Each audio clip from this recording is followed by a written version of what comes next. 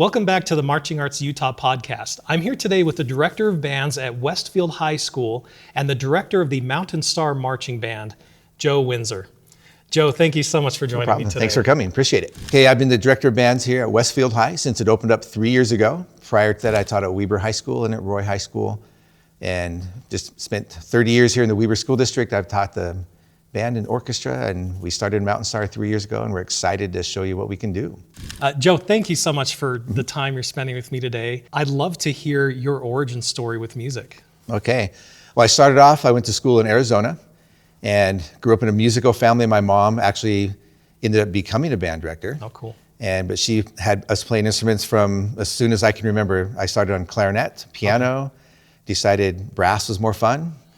But she was our guiding force through the whole time, and so I spent most of my time in Arizona, then went to college in Arizona and New Mexico, joined the Air Force, thought I needed something new to do, so I became a bomb disposal technician. Wow. And spent about 10 years in the Air Force, traveling the world taking care of that, and then came back to Utah when I met my wife, finished my schooling at Weber State, and now I'm here at Westfield. Well, thank you for your service. Well, thank you. Where did you meet your wife? Was it while you were serving in the Air Force? While I was in the Air Force, she came out to visit her sister, whose husband was my boss. Okay. And he wanted a nice LDS man, as he put it, to take her out and show her around town. And so we just kind of hit it off, and things progressed from there. Long distance relationship, and we ended up married. Very cool. And is she involved in music in any way? She tells me she has no musical talent except the radio. Okay. So, but she's the biggest supporter. When I first started teaching high school, she learned how to do color guard work to be my color guard advisor. Oh, cool. So now she's... So you kind of got her involved. She's involved, and now she's one of our big band boosters with our Mountain Star band. She helps out with sewing and cooking and whatever we need done. Beautiful. So it's kind of fun. It's always great when you can involve the people that you're close to. Absolutely. So that you're not spending so much time away from them, you know? That was one of the big things we talked about when I moved from the junior high to the high school. Is the family ready for me to be gone more and be more involved in outside of the home things? Yeah. And so we sat and had probably a good week-long talk and discussion with the kids and heard it, and we decided this is the right thing to do. Yeah. So it was a whole family involvement to move into the high school thing. And then all my kids did band through their whole year. My son is actually our visual caption head for Mountain Star. Oh, awesome. So it's been fun to watch their growth as well. Yeah. What is your son's name? Jared Windsor, yeah. Okay. So from the time you were young, you said that brass was more exciting for you. Tell me what you ended up doing with instruments and stuff. Well, I started on clarinet because we had one at home. Okay. And that's what my mom played, so I got lessons. Yeah. Started band, I believe it was 5th grade in Arizona where we went. And within 2 months, the teacher said, you need to move to a new instrument. I thought that was a good thing. I don't know. Did you ever find out? I didn't ask. Why? I didn't want to know. But they moved me to baritone. I thought, oh, this is way cool. And so I stayed on baritone. Then by the time I got to 7th grade band, the bands got bigger, and they didn't have a tuba player. Okay. And they said, would you be willing to try tuba? I'm like, sure, why not? It looks fun to me. Yeah. And I ended up on tuba, and then after that, that's what's got me through school and all the experiences I've had through honor bands, all-state bands, and those kind of things. So it's been fun. Wow. So learning several different instruments, I'm sure that played a big role in becoming a band director. You kind of have to know all those instruments. Exactly. According to my mom, she told me in one of her stories, when I was in 7th grade, somebody asked me what I wanted to be when I grew up, and she said I wanted to be a band director. Okay. So I'm gonna take her for her word. Yeah, you don't remember it. I don't remember, but it kind of makes sense. We had a little rhythm band in elementary school where all the 3rd graders had to play some kind of rhythm instruments, like Orff instruments. Yeah. And we were reading through the program just this last week, was doing some family history things. I was the director of that 3rd grade band. Okay. My wife goes, we know it's supposed to happen. It was meant to be. So I guess since 3rd grade, I've been a band director. When I was a little kid, I did the same thing with my siblings. We had all these little toy instruments, and I organized the little orchestra, and I conducted it. That's funny. And I don't remember my little band, but we have the program that says that was me. That's awesome. That's I only remember because we have photos and videos of it. Okay. I don't think I would have remembered otherwise, but it would have been great if I did end up becoming a band director. That would have been hilarious. You're close with what you're doing, right? Yeah, luckily. Okay. And there's so many, as I've been talking to more band directors, there's so many aspects of the job that I don't know that I enjoy. And you know what I'm talking about. But and it gets harder every year. I'm sure, So I feel like I made the best choice for me, and I'm just very lucky that I can be marching band adjacent and band adjacent in general, because it's always been such a huge love of mine. That's how my son is. That's good. Yeah. Yeah. He started as a music major, even like I said, are you sure? Because you've seen what it's like. Right. And he did it 2 years of it, and he said, it's just not me. And now he's into the business world, working on his Bachelor's of Business Administration. Oh, good. But he's involved in all the stuff with Mountain Star. That's perfect. So he's got the best, like yourself, best of both worlds. You almost get to pick what parts you be involved with. That's almost exactly how he said it. That's good. Yeah, because having the job itself, there's so much that I'm sure you'd rather not have to worry about Oh or yeah, handle. it's not all about just teaching music anymore. And that's what you went into it for, Exactly, right? That's the best part. Yeah. But the friendships you get to make with the parents and the students and the faculty, priceless. Yeah. It's priceless. So where were you based when you were in the Air Force? Stationed primarily at McGuire Air Force Base in New Jersey. Okay. But part of the job, there's not a lot, like every base doesn't have an explosive ordnance technician. So I traveled, let's see, our first 3 years we were married, I was on the road probably 30 months of the 36 months. Wow. I mean, I was home in between, but I was out and about. Traveled to Greenland to take care of issues up in Greenland, to Sicily, we were there for a while, in Germany, the Gulf War, all over the East Coast. I traveled out here to Utah to the bombing range out by Windover to help clean that up. Wow. So stuff doesn't always go off. And we were the ones that were tasked to come out and make sure the range was safe, and we would clean it up and take care of it for Oh them. my gosh. Talk about risky. You don't think about it at the time. I'm sure my wife did. Yeah. But to me, it was just, your best friends are with you. You're out doing the job you love doing, and we get to see the world. I got to see things I would never, ever see. I worked presidential elections. Wow. Providing security for some of that. So that was kind of cool. That's awesome. So I wouldn't trade the experience. I don't know if I'd go back to it now, but there's days that I miss it a lot. Does it kind of make hard days as a band director, does it put it in perspective a little Oh yeah. bit? I tell the students day one when we walk in, I go, because I like to give them my background, because I'll ask you, you know how that goes. Yeah. And I said, I don't get scared really easy. I don't get nervous really easy, but if you ever see me running away from something, something's really wrong. You better follow me. Yeah, and they go, oh, okay. And they have lots of questions about it, so we can sit and talk about it. Yeah. So I can tell them, I'm not just a teacher all the time. Yeah. That's very cool. So it's kind of fun. How has that influenced your teaching? I've learned really quick, you have to have backup plans, because everything doesn't go the way you expect it to. Yeah. And you don't always get that in your teacher prep classes, but anytime we do stuff like this morning, like I said, we were moving equipment around, trailer drivers didn't show up on time. We had a back plan for that. So I just learned to be patient, things are gonna work out right. Yeah. And if I'm prepared and I keep calm, that's the students and the parents and the staff that works with us is gonna be the same way. Oh yeah. So Because that's they're looking at you way more than you even think they are, and if I panic, something's wrong, they know something's wrong. yeah. And so I've learned things. I like to think, it taught me to think a lot more too. Yeah. I don't make rash decisions. I like to think things through and get the information and then like, okay, this applies here and this is how I think it should work. Yeah. Some people like that and some don't. It works for me. I'll just say it that way. Well, that's the important thing. Exactly. Wow. Well, so you got through high school. You ended up playing baritone, Correct. tuba. Any other instruments? Those are the main two. Learned a little bit of drums on the side, but not to call myself a percussionist, but later it happened.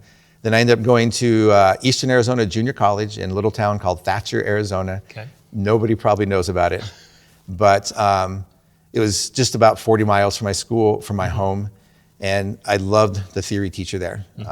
And I wanted to play for him as the band director. And he taught me how to become, well, he convinced me actually to be a music director. Because I actually started as an accounting major. Really? Because I loved math and I loved numbers.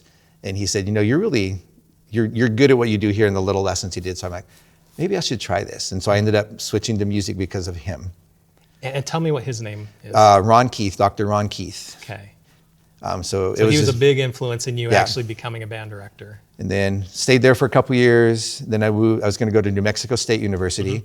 My high school band director went there and he had me lined up for an audition, but I went there, visited. To me, it didn't fit the me part. And so I ended up going to the University of Arizona for a little while. And then the military is like, it's just something I always wanted to do. And so I ended up going to the military and doing schooling through the military at that point. So you had decided before going into the Air Force that you were going to study music education? I was 99% sure, but when I went to the military, I told them I want to do something different just to make sure. Okay. And so they give you all those battery of tests, and I scored where I needed to be for the job I had. And I was offered 3 jobs, and I took the one that sounded the least like me. I thought just because you wanted to I try things out. wanted to stretch myself and try something new. Interesting. I was offered a job as a linguistic specialist to go learn foreign languages and work that way. I was offered a position in air traffic controlling, and then I qualified for the bomb disposal job. And like that just felt the least me. So that was the one that you didn't feel. Yeah, I'm like, that doesn't sound like me. And my best friend and I were going together, and we did the same job. Wow. So it was awesome. I've heard that air traffic control is one of the most stressful jobs you can have. Yeah, I heard that later. I'm like, I think I made the right decision. Even more stressful than disposing of bombs. Well, there, I feel like with the bomb disposal thing, it's kind of like in the classroom. I'm in a little more control. I mean, it's me. I'm not sending. There's live bombs everywhere. Yeah, but I'm in control control of my situation, and just trust what you know. Yeah. And that's what I always felt. And the hardest part for me was sending somebody down and me making decisions without being on site to look at it, because you're taking somebody's. And I feel like that's how like sectionals run in a band. I'm like, okay, what did you guys do? Oh, okay, I wasn't there, but I'm gonna take your word for it and see if I can help you. So there's a little less life and death. Yeah, in just that a little scenario, bit on that one. Yeah, unless they fall down the stairs in the room. Yeah, but you do like to be there and be as hands-on as possible. I'm a present person. I like to be involved. How do you? And I'm sure as you've been a band director over these many years, you've had to learn how to delegate and how to like let go of being involved with everything. How has that been for you? Mountain Star has taught me a lot about that, because it was hard, because I will consider myself kind of a control freak at times. But Mountain Star has taught me that if I bring in a staff, and we have 8 band directors counting the junior high teachers that are helping us, but we have 5 high school band directors running one band. I was elected to be the lead guy. I need to trust their expertise. And it took me a year to really feel like, yeah, I trust you. Hopefully they don't get mad at me for saying that. And I'm sure the same for them on me. Yeah. But I learned that they're here for a reason, and I need to take their advice and then put it together what's the best for the kids after that. So Mountain Star for me has been an eye-opener, and it's made the last 3 years of teaching a lot more fun. Because now I have 5 closer friends that I can call at any time for anything. From personal to, hey, I'm having this problem in class, what would you do? Yeah. And I didn't quite feel that way before, that we were quite that close, but it's brought us all together. Wow. So you get back from the Air Force. What happens between getting back and starting your career as a band director? I had to finish 2 years of school. Okay. So I'd had 2 years through 2.5 years through my schooling at the colleges I was at. And then during the Air Force, they pay for part of our school. Music classes were pretty hard to take because they're in the middle of the day. And my job was basically 24 hours a day. I was on call all the time. Yeah. So I took a lot of generals through Burlington Community College and those kind of colleges right near the base. And so I had a lot of generals done and out of the way. Yeah. So I came out here. We knew we were going to move to Ogden. We had bought a home, about our second or third year married, and had my in-laws watch the home and rent it out for us. So it was being paid for while I was in the Air Force. Very cool. It's the only way we could afford houses at that time. But so we had a home ready to go, and when I knew I was going to get out, I called Dr. Thomas Root up there at Weber State and said, hey, I'm in the military. I'm in the process of moving out here. I was a music major. Here's my credentials. I would love to be part of your band and start my music education career back up. He welcomed me in. Within the first, we were back in trimesters at that time. Within the first trimester, he offered me a full ride scholarship. Once I got my chops up, because I did no playing, I had no time to play. So he got me going and kind of helped me get my feet back in the ground, so to speak. Yeah. What was your primary instrument? Tuba. Okay. And that was his as well. Cool. So he was, hey, we need tuba players this year. We're a little short, so it worked perfect. Yeah. And I just walked right in, and it felt like I didn't even leave school, a lot because of him and the faculty up there. They were really nice to welcome me back after all that time. Yeah. That's great. And then I just finished up there. I did my master's degree at Weber State. My goal was to move into district administration someday. Okay. Obviously, I've never done that because this is a little more fun. Yeah. So I finished up a curriculum design and an instruction degree just to kind of, I was ready to go to school, and then I went to Utah State to finish up an administrative supervisory degree, and then I also have a gifted and talented endorsement through Weber State. And so I just finished up all that schooling, and then my neighbor worked for Weber School District in the HR department, and he said, hey, we're opening a new school. We have a job. We have a high school job, or a junior high and a high school job opening for band next year. You should come interview with us. Walked in, and they called me a couple days later, and I had the job at Sandridge Junior High, my first job. So were you teaching both junior high and high school? I just started at Sandridge first. Okay. I just walked in. I was the band, band, orchestra, and health teacher Interesting. for a couple years. And I helped Rod Waymond for 1 year up at Roy High, just doing a couple things for his marching band. Okay. I've never heard those three jobs together before. Me neither. It was news to me. I'm like, okay. Band and orchestra made sense.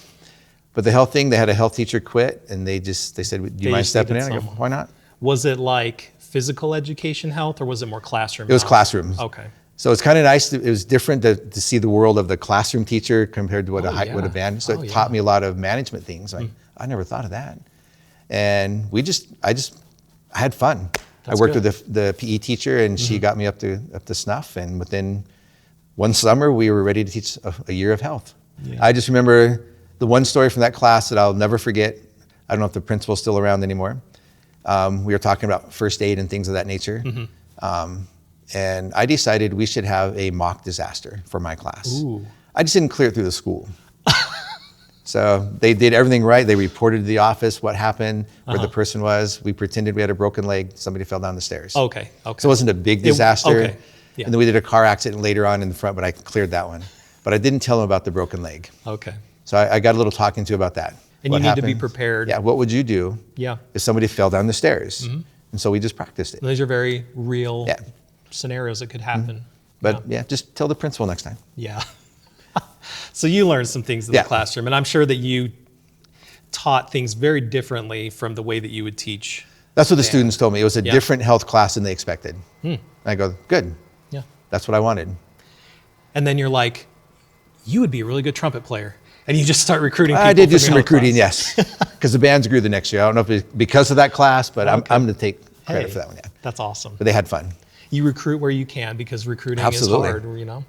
I teach guitar. I taught guitar here in my first year, and I recruited from the guitar class for percussion guys. Oh, cool. So That's awesome. you got to do, you got to do. Yeah, yeah. Especially And starting new. Yeah, especially when you're at a small school and they want you to essentially be the music guy, and you're teaching more than just band. Yeah, and I'm doing that here. Yeah. Yeah, I was given the orchestra class last year. Okay. So now in band and orchestra, they've taken guitar away, but that's okay. Oh. Because the orchestra grew. We doubled our orchestra size for next That's year. good. So How many Good kids things. from the band are also in the orchestra? Or is it just strings that you have in orchestra? right now it's just strings. Okay. My goal this year is to try to do one complete full symphony song at every combined song concert that we do. So they get that experience. So Gotcha. and we did one song last year. It was okay. Because I was still learning. It's been a while. It's been 10 years since I taught orchestra. Wow. So I was frantically taking lessons, and Yeah. we made it work. Because it's so different Yeah. when you're, I mean, even just the conducting experience is different between strings and band. And I think it made me a better teacher because I hear notes better now. Because, tuning obviously is important everywhere, but string tuning, yeah. So I became a better tuner because of the kids helping me become a better tuner. And I just said, your guys' job is to help me become a better orchestra teacher. I haven't played violin in this long, so show me some things that I need to know to help you better. And then I just took lessons from the side. So the kids helped me teach orchestra You're still learning as All you're the time. teaching. Yeah. all the time. Side thing, when I was at BYU, I was asked to help put together a student orchestra, and I arranged a couple of hymns for this Easter fireside. And my roommate was a violinist, and he saw some of the arrangements that I written for the strings, and he's like, that's impossible. That's impossible. I did some of those. So, I had to learn. I did not know a thing about how violins were even played, and I'm sitting here trying to write for them. I learned very quickly. Yep. You got to know what you're doing. Absolutely. I mean, it's easy to put the face on that you know everything. Oh, yeah. But I found it's much more powerful to say, I don't know. Yeah. I'll have the answer for you next time. Yeah, because it makes you relatable. It makes you more approachable, I'm sure. I hope. That's the hope. And I just Because as a wanna- teacher, that's what you want. You want to be someone that the students are comfortable coming to. Exactly. I tell them, this isn't my classroom, it's their classroom. And I want them in here. I mean, I don't go to lunch in the faculty room because kids want to come and practice. That's awesome. Or they want to just come and sit, and they need a safe place to do their homework where no one's bothering them. That's beautiful. I don't honestly. mind giving up a 30-minute lunch. I can go sit outside the door over here and eat my lunch Yeah. while they sit there and work. Or they just want they want to come and talk. My high school band director was very much the same way. And I appreciate that so much because there are so many people that the band room is their home. Absolutely. And having that space to come and get away from the rest of the school, it can be such a good thing. So that's Because great. it's not the typical room that your average student's going to walk in because it's foreign to them. Yeah. But once they do come in, a lot of times they're hooked and they stay. So that's the hope. That's awesome. Yep. So, wow, that's great. I love that. So you got your first job at Sandridge Junior High, middle school? Yeah, just up by Roy High where you said you were Sandridge? from. Cool. In the area. Tell me how you ended up getting into the high school level. Kind of came about, I won't say by accident, but Rod was getting ready to move to the Davis School District. And I'm like, I want to work for a teacher. I mean, I loved working with him. I learned more from him than probably any other band director at that time. So it's early in my career, so I only knew 2 or 3 band directors. But he taught me a lot, and we're still friends today. And he said, hey, I'm going to be leaving. My job's going to be open. And then that year, Fremont High School, the sister school to us, opened up. So we had Roy High, Fremont High, and then Weber High opened up out of nowhere. Wow. So we had 3 high school jobs opened up, and he goes, you should put in for it. I think you'd be good. Nice. And so I said, I'll apply. I didn't know I was interviewing for all 3 of them. It's because they did them all in one, which makes sense. Now that I know more things about that, it made sense to interview everybody at one time. And then I ended up being offered the Weber High job. Okay. And that's out where I live. I'm like, this is cool, I'll take it. Nice. And that's how I ended up in the high school ranks. Okay. And now it's just surviving the ride and enjoying it. So how old were you when you took that job? Let's see, you can make me think. Or what year was it? Is it 97, 98, right on the time? This year starts year 32 for me. Okay. So yeah, I happened to stumble into the right spot. Yeah. And it was a perfect fit. It was a program that had a teacher leaving that did a good job, and he's now the band director, or the assistant band director at the University of Montana. Wow. He left from there. So it was a perfect place to walk into. Yeah. And I was able to hopefully not mess up too much and get kids still excited to play. But we had a good time. I learned a lot that first year. Yeah. What was the interview process like for that job? For that one, it was pretty straightforward, and submitting a resume, a letter saying why you'd like to be the band director. And then just sit and talk to 4 principals, the district person, and there were 2 other people, and I don't recall who they were now. But it's just a group of people in the boardroom at the district office. Were all 3 schools in the same district? Yes. Okay. So it was made it easy. Yeah. And we even had a junior high opening, but they were interviewing on their own.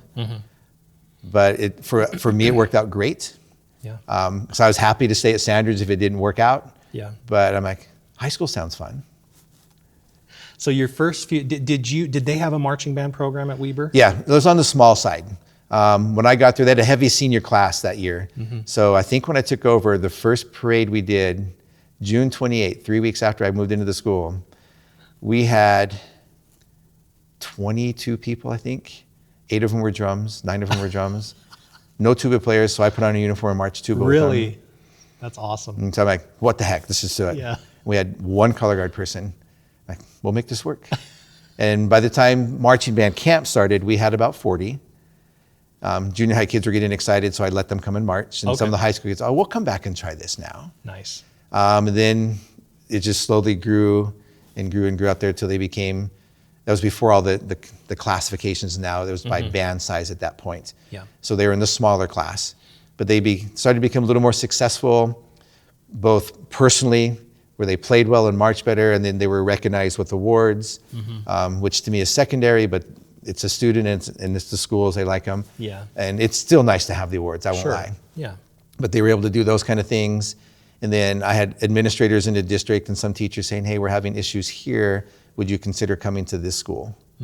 And so I moved a couple times at the request of either a booster or a parent organization. A couple administrators asked me to come.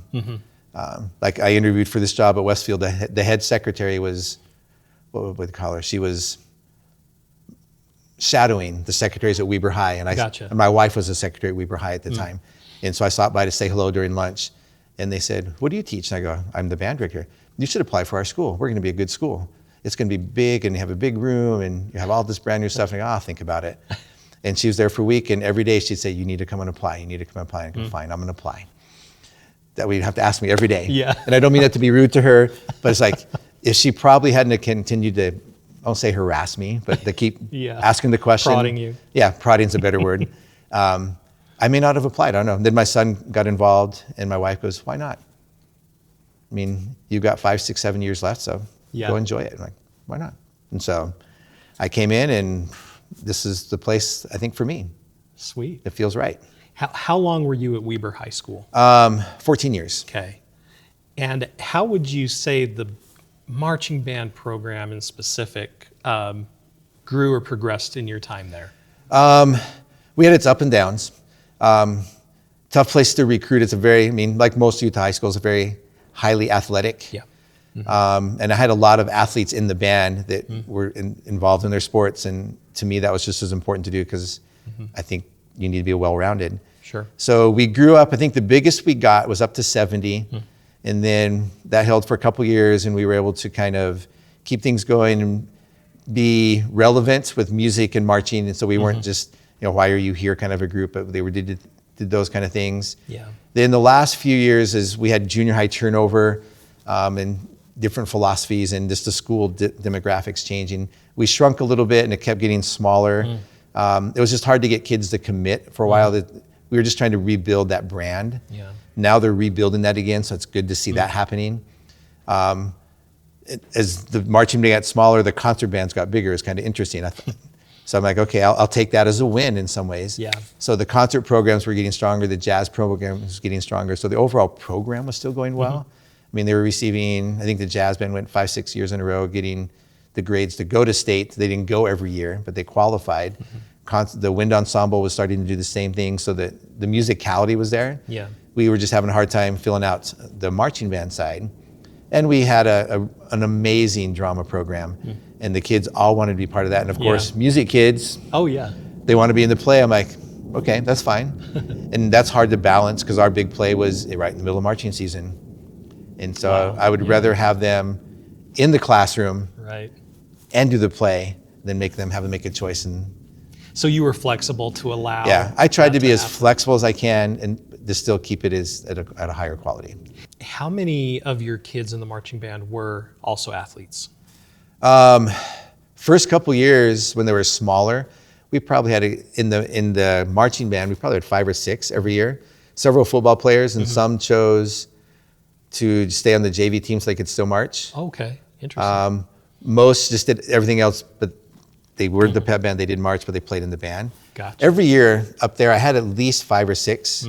And some I didn't even know sometimes because they didn't tell us. Because they're like the cross country, the ones that don't get all the announcements and those kind of things. Yeah, or they might not be happening at the same time as right, so you don't see it as often. But I had several volleyball players. One of our best flute players ever up there was one of the star volleyball players, now teaches at Weber High. So we had several of those in there. Yeah. So we had more than I would have expected for a 6A high school. Yeah, that's really cool that you were flexible enough to allow, a lot of those students to do things that they wanted to do and still be involved. Well, my high school band director did the same. I mean, I grew up, our high school, Morenci High School in Arizona, had 430 people my last year, and we were four-year high school, 9 through 12. My graduating class, was one of the last 100-member graduation classes. Now it may have changed since, but through my college ties, we had 101 students when I graduated. Jeez. We had 130 something in the band. out of the 400 kids in the high school. And our So director, like 25% of the school Yeah. was in the band. and his thing was, do your thing, but I still want you to play your instrument. I remember we would do halftime shows, and we were a competitive band. We had members back then, the dance teams, the pom-pom girls, I think they called themselves, would drop their pom-poms, grab their instrument, and come march with the band. The cheerleaders did the same. We had a couple football players. I've never heard of that before. Yeah, neither had I. I'm like, this is kind of cool. Yeah, very cool. So we had random people, they would come and join us. We competed. We were a fairly successful band. Received invitations to play at a NFL game. Wow. What was the name of your high school? Morenci High School. Okay. No one's probably heard of it. Little mining town on the top of a mountain in southeastern Arizona. Wow. And he was the 6th grade to 12th grade teacher. Wow. But he made it, we understood that we all have lives too. But when we walk in his room, our life belonged to him in that time. Yeah. And that was fine. We were all okay with that. Yeah. I mean, it was fun to come in, and first hour had 100 people in it. So most of the teachers had prep period. And then we'd all do our thing. That's crazy. Yeah. But I think a lot of students wish that teachers would give them that understanding. Like, I know that you have lives, you know, so because I remember as a student being like, I don't think the teachers think that we do anything outside of this, you know. But Yeah, and there's days you don't want them to, or you wish they didn't have it. Right. But ultimately, I want them to be in my room as much as they can. And if I need to make an exception, I'll make an exception. That's fine.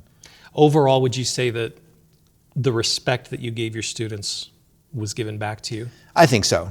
I would like to think so, because they understood too that, you know, there's times that I might have to miss something and I have to turn it over to a staff member because I have an issue that came up, and because I gave them that opportunity, they gave me the same opportunity, which, you know, as a 9th grader coming up, you don't always get that. I mean, my grandson's a 9th grader, so. Yeah.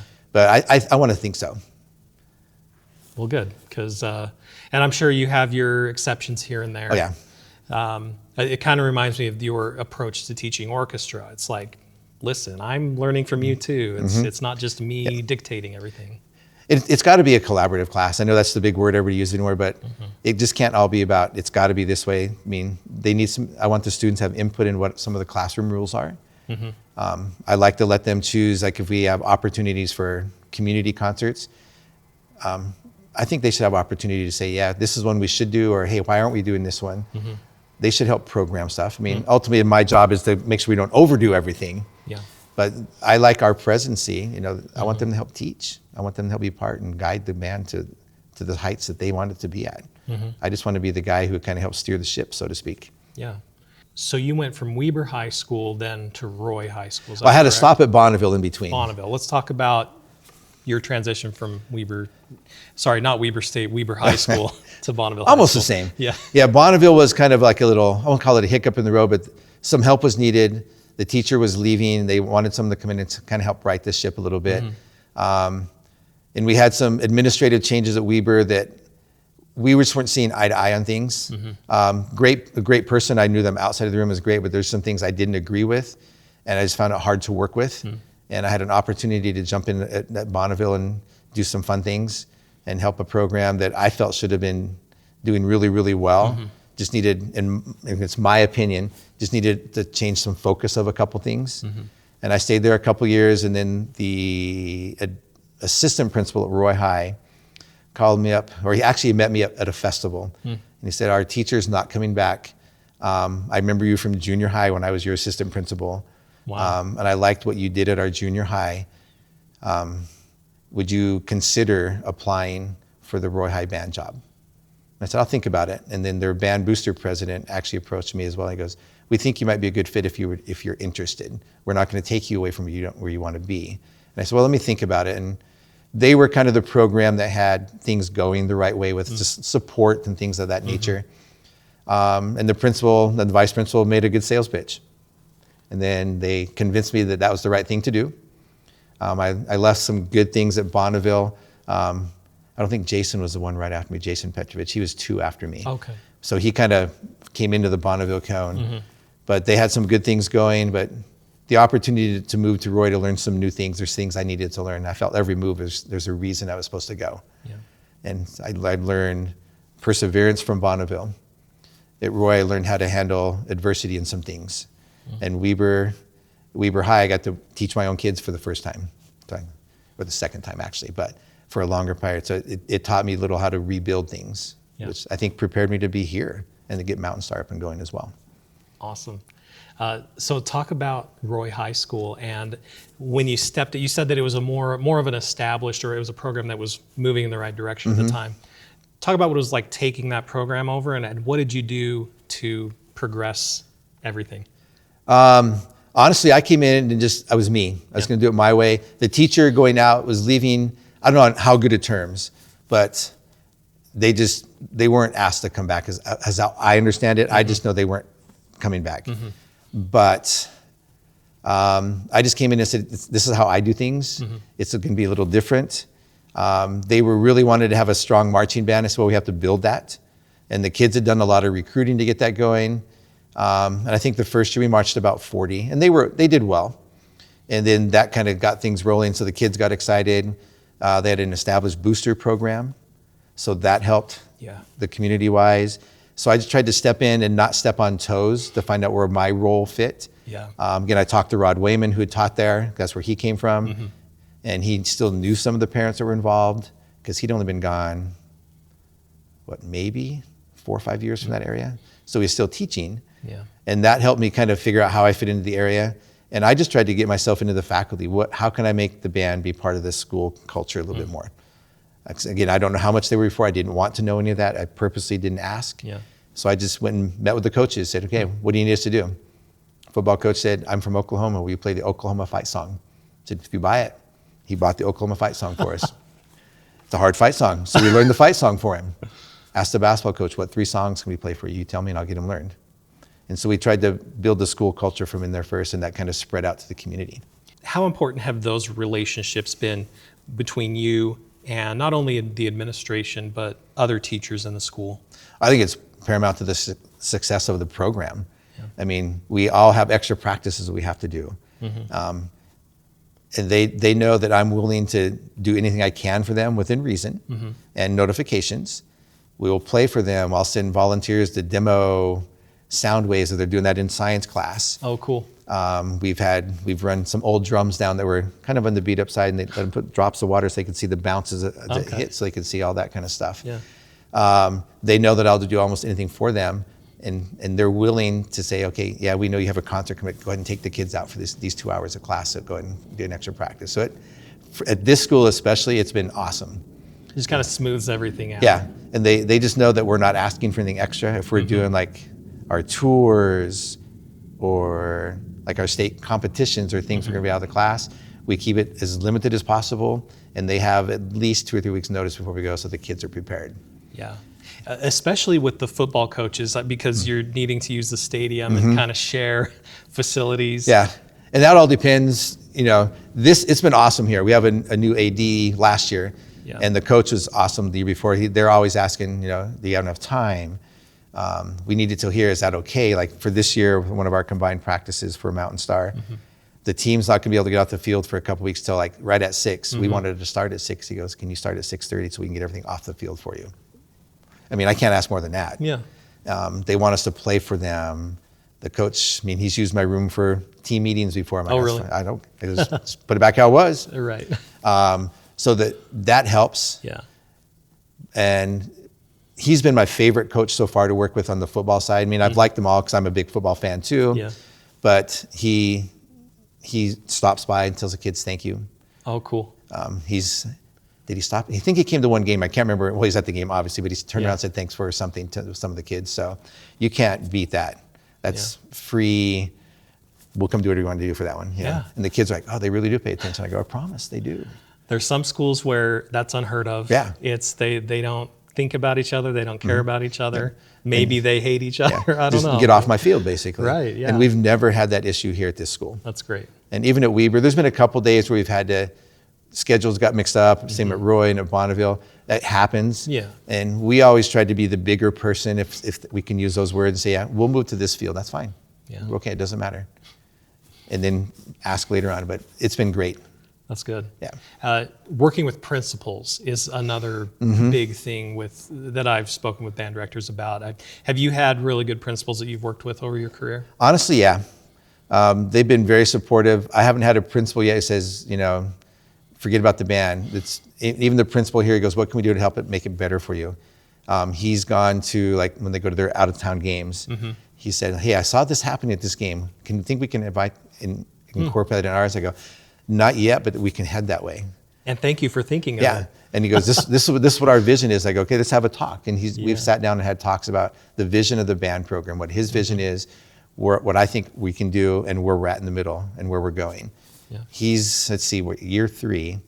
So the first 2 years, I think at least every season that we played a pep band game, he's come in the room at least once, if not twice. One to say thank you, and then can you play louder and bring more of your friends with you? That's fair. Yeah. Because when we started off, we were pretty teeny. But he's been in here. The athletic directors brought donuts to him after a game. Nice. He goes, we just need to say thank you. The cheer coaches come in and said thanks. They actually came in right before Region Jazz 2 years ago, and they sat down and put out chairs, and they had us play our jazz festival set for them. Oh, cool. And so they were like, and I was like, that's kind of cool. So the support here has been unbelievable. That's great. So I wouldn't change that for anything. Yeah. Have you ever been in a program where maybe the boosters or the parents, that type of support wasn't as strong, or have you kind of always had a really good support system? For the most part, it's been okay. Roy was the strongest that I've dealt with. Here we're building that culture, and right now they're part of the Mountain Star thing. But I've got 2 really, really strong ones that are really helping, and they pull people in. And that one, honestly, what I've liked is in our district, if you need help and you just let the parents know, they're willing to help. That's great. And so, my question wasn't to be like, tell me which ones were bad. That's not what I meant at all. Just like, why is it so important to have that parent support? That's all the vaccine stuff. Yeah. I mean, we have camp coming in a week. Who's going to get the meals ready? Who's making sure the trailers are pulled and uniforms are hemmed? This community here, we were just talking actually on the way to the school today with the Fremont teacher, and how the community here is so involved in the education process in the schools with their kids, whatever they're in, band, choir, drama, dance, sports. There's parents at everything trying to support. The kids understand the work ethic, and so if we need help doing something, they're there. Yeah. But I don't think we could do what we do without the parents. I mean, this year we're going to be hauling 4 trailers of marching band equipment to every competition. I couldn't do it. We couldn't do it as teachers. Yeah. We're feeding, 150 people a day next week. Yeah. So without parents, one, to kind of make sure they're practicing, right, supporting us what we're doing here and just helping us do what we do, I don't think the bands and choirs would exist to the extent they do in the state. It'd be hard. Yeah. Let's say we have a student watching right now that's wanting to be a band director. Let's say the first gig they get is at a very small school with a very small booster program. What does it take for a new band director or a young band director to come in and start building a good, strong, parent-led booster program? Ooh, that's a good question, actually. For me, when I started in the high school level, I just got together with the leadership, if we can call them that. There's like 4 strong leaders in that particular group. And we just sat down and we came up with some common goals. They had looked at, in our area, they looked at the American Forks, the Davises, how their boosters were running, those who hosted the big competitions. And like, okay, what do they do that's successful? Let's go talk to them. So the parents reached out, came back with information to me, and we sat down and planned out, here's how our boosters are gonna go. And that seemed to help us a little bit. So we had to establish goals. What's the role of the booster organization? Is it primarily going to be a financial thing? Are they there for whatever the steps they would like? Yeah. And we just tried to set up, here's what our goals are for the boosters organization. When I took over at my first high school, they had, like I said, 4 strong people, and their primary role is just to make sure we had equipment to competitions, and they would help. They came to help set up for concerts a little bit sometimes. Like, that's kind of cool. We didn't need that. That's for the students, but it was awesome they were there. And it eventually branched out. We were like, oh, we should be feeding people at competitions. Like, let's look at the big schools. That's what they're doing. We can do that. And so we went and talked to them, and we branched out, and now we're feeding them. They were helping get some fundraising going. So by learning from the other programs in the state and the teachers that I knew had solid programs, we were able to start building that way. And that's what I would suggest. Reach out to those around you. And they don't have to be the same district. mean, if you're working, what's a really small high school? Wayne High School, Utah. They don't have a marching band, but they have music programs. You can still reach out to Cedar High, American Fork High. I'm sure those booster organizations would tell something to you. And that's what I would do, just and learn and maybe see copies of their bylaws and whatever their policies are, and then make it fit for you, because it has to be to your school. It can't be, Davis did this, or Mountain Crest did this. We're going to do it too. I'm like, that's not going to happen. Have you found that parent booster programs across different schools have been cooperative, collaborative with each other for the most part? With the experience with the Mountain Star thing, it's been amazing how I've seen they've kind of put away we're Weber High people, or we're Fremont, we're Westfield. Gotcha. We don't really hear that. Now they wear their colors, obviously, and that's fine. But I had a parent from one of the schools whose student does not go to my school, but he wants to pull my trailer all the time. And he makes sure my trailer's taken care of. He'll drive from his home out here to pick it up and take it all over. Nice. We did a concession stand, I forgot what it was called. Sorry about that. Concession stand here at Westfield last year for the first time. They had an opening, so the band jumped on it. We had parents from the other schools come and help us do our fundraiser. Nice. They all are at the parade. So I see for us, it's brought the whole music community of Weber high schools, Weber district high schools. The parents are together and in the parking lot. As the head band director, there's times that I had that time, like I just need to go walk away from it and get a drink and gather my thoughts after a competition or before we take the road. And I'd go back to say hello to the parents and to say thank you. The band dads, they brought out their own little personal cooking stuff. They already had it cooked, but they had their own little band dads truck area. They just sitting there visiting, having fun, talking. 5 different schools. I just turned around and said, I don't need to come back here. So I think it's a good thing. So I see nothing but positive coming from that experience.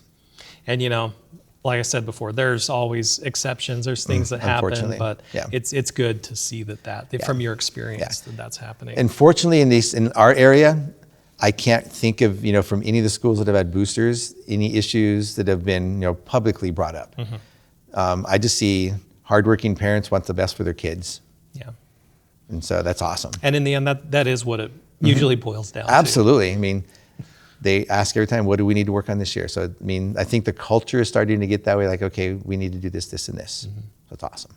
Speaking of culture, anytime you've entered a new program, whether it's Westfield here, whether it was Roy, what were some of the things that you decided to do that were really intentional for the culture, for bringing not only your own personality into it, but to get everybody else on board with your vision? Biggest thing for me is the first thing I always tried to do is get a parent meeting and a student meeting so I can say, here's my vision. Here's where I see this program going. And I tried to do them separate because the parent vision sometimes might be a little different because we're talking more the boostery side. But I would still bring up the school vision. So I try to have a plan. Here's my thought process here was, first we just got to get them all together and pray that we have kids coming into the classroom. And then the goal was let's just make music. Let's get better at what we do. You're starting here. I don't care where you came to school from, but my expectations are, here's what I need you to do. And here's the plan that I have to get to where we want to be.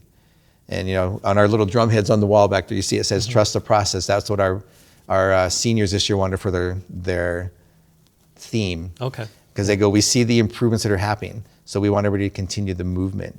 So I just like to lay out, here's my vision, what I see happening based on what I know of your program. And here's how I can make myself be part of that. And I try not to make major changes the first year unless I just know, if the director was there and it's something that I just totally philosophically disagree with, I would change that. I've never had that happen. But if it's something that's this is just not me, I can't do it this way, I would change big. But I try to do small, do a little bit at a time, let the kids get used to me. And hopefully by the end of that first year, most of the big things that I'm trying to get done are done.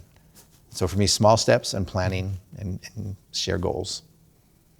Have you ever run into, pushback from students when you've tried to install changes? Maybe a little bit, but it wasn't like major stuff. Like, we don't understand why we're doing it this way. Can you tell me why? And you always have one or two. I mean, I've had a couple at a stop sign. I won't say the school because they would know. They had been in a program where the teacher had decided it was time to go. And again, it's none of my business. So they got used to kind of running some things their way. And that's one things I wanted to stop, because, and they did a fine job for high school students who had no training. They still played well. Yeah. They were recruiting kids well. And nobody was really leaving the program. But I just said, I like a little more control, and these are the things that works for me. Yeah. And a little bit of pushback for maybe like the first couple weeks of class. And once they could see, I think, that things were going the way that was getting better, I would say most of them were okay. And I'm sure there were some that were not. Yeah. But several of those students ended up being teachers later on. Nice. Hopefully it's something that I led to, but I'm sure it's before I got there. Yeah. They only had me for a short period of time. But still, you influenced I hope them. there's an influence somewhere, even if it was a bad one, possibly. I don't know. But listen, sometimes not all influences are good, but sometimes they lead to good things. You just never know. Are there any of your former students that you want to talk about that ended up becoming band directors? Oh, let's see. This can sound weird. In this district, currently, I have the Roy High teacher is a former student. Roy Junior High teacher is a former student. Wow. The Snowcrest Junior High School teacher is a former student. And at North Ogden Junior, I have a former student teaching there that used to teach halftime band and orchestra and math. Now they're doing math. So I have 4 teachers in our district. Yeah, so that's kind of cool. And all of them are amazing people. I'd hate to single one out just to put them on the spot, but I've been blessed to have some teachers that have gone on and students that have gone on. And some are teaching not as certified teachers. I have a gentleman, I forgot, he's in Canyons District. Justin Anderson is his name. He was one of my students at Roy High, then became a staff member for me. Oh, cool. He's gone on to earn a doctorate degree, and he works with the Canyon District news programs they do. Okay. He's one of those guys, and he travels the country now judging color guard and marching band stuff. So he's one that's like kind of risen way up there. Yeah. But there's several in the Salt Lake area that are teaching now, a couple in Idaho that are teaching. So I don't want to put them on the spot, but That's okay. I miss them all, and they made me better. I mean, I just like to call them and give me some ideas if you can. Those that are willing anyway. Yeah. Do you get calls from some of them, from former students that, want your input? Not as much now, because now they're a little older. But when someone first started, like, what would you do here? So I got a few. Yeah. But now I always tell them I'm always willing to share. But you have so many experts right in your building and right in your district. Use your guys there. So I like them to get a different perspective. I guess I can say it that way. Yeah. Because my way, and my way has evolved. But you have some great people down by you. Some of the people I call for help. Yeah. But yeah, it's been fun to watch, people just go out. I have a former student who's working for the Space Dynamics Lab in Utah as one of the programmers for some of the space stuff that they can't talk about. Wow. So I'm like, okay, higher security clearance than I had. So yeah. It's been fun to watch them all go out and do their thing. Here's a question that might take a little bit of thought. Okay. And maybe not. Maybe you'll just have it off the top of your head. But I was wondering if you could talk about how you've seen the evolution of the marching arts, or marching band in specific, in Utah in your years as a band director. That's really good. When I first started, I remember back to the days, we were, like we said earlier, it's all by band size. Yeah. And so if you had 30 kids, it didn't matter what 6A, whatever, you went to the 30 band class. Now, obviously, we go by band size or school size, and then we do the band size stuff, which I think in the long run has been a good thing. I think it's getting bands to grow. I think more bands are getting in there, but there's a long time, it seemed like we were stagnating for a long time. Not a lot of groups were coming in. It was the same. It felt the way, that way. And once you kind of made it to the top, you were there. Yeah. And if you look back through programs, you can kind of see the ebb and flow. But I think where we've moved, where we have an established rule book or a policy book, we have a committee now that runs, it's an appointed committee. We have Jason and John who are doing amazing jobs as the leaders of our committee. Jason's our our rules expert, and he's on top of that so much. And John, Jason Petrovich. yes, right? Jason Petrovich, and yeah. John Miller. John Miller. So they're I think they're leading us in the right direction, and we have all the young teachers coming in are adding to what we can do. It's just been continued to grow, and it's fun watching these new schools come in, watch them get successful, watch them grow. I mean, I can remember when Lehigh started, and they were back in the days of the 1A bands, where they had like 30 kids or even less, I don't remember. And they've gone through every class, and now they're up in the 6As doing amazing work. Just to watch all those teachers do that, it's just been fun. I remember seeing Darren Graber at Bingham one year marching with like 40 kids. It was not a big group, and he goes, we're a 6A school, we're gonna march 6A, and that's stuck in my head forever and ever. Wow. And now look at his band grow, and they grew because I think his vision and his determination. So to see those kind of things happening in schools that have never marched before are marching, it's so cool. I'm actually interviewing Darren next week.